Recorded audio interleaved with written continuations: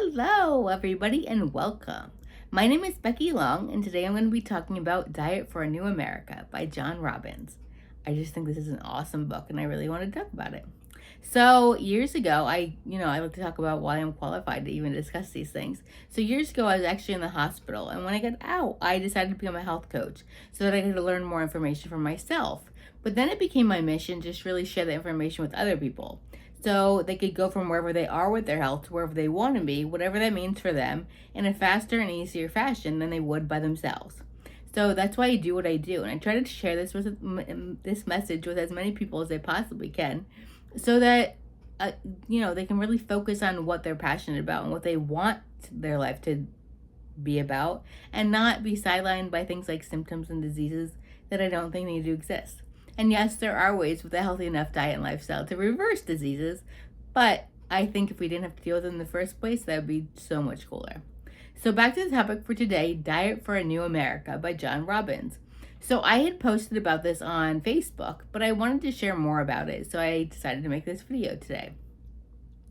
And I think this is such an awesome book. I had heard about it for years, and I just never read it. And I'm not really sure at this point why I didn't read it. But yeah, I just found it to be so fascinating. So it's so many different angles about eating meat, and I just think it's just really fascinating. When you get done with it, it simply doesn't make sense to keep eating meat. So, and in the book, he talks about pure vegetarian, so those are vegans. So just to kind of clear that up. And it's like I said, so many different angles about eating meat, whether it's ethical, environmental, medical, or health reasons, all different things he covers. And he also talks about other things. I'm going to actually read a list that I wrote down so that I don't leave anything off. So he also talks about the connection of meat eating to consuming pesticides, deforestation, wasteful water usage, water pollution, energy loss, economical costs, world hunger, and the basis of wars. And I really thought that was very interesting, that there were just so many different angles that he took in this book. So the whole idea of it causing wars made me think of another book that I read called The World Peace Diet by Dr. Will Tuttle, PhD.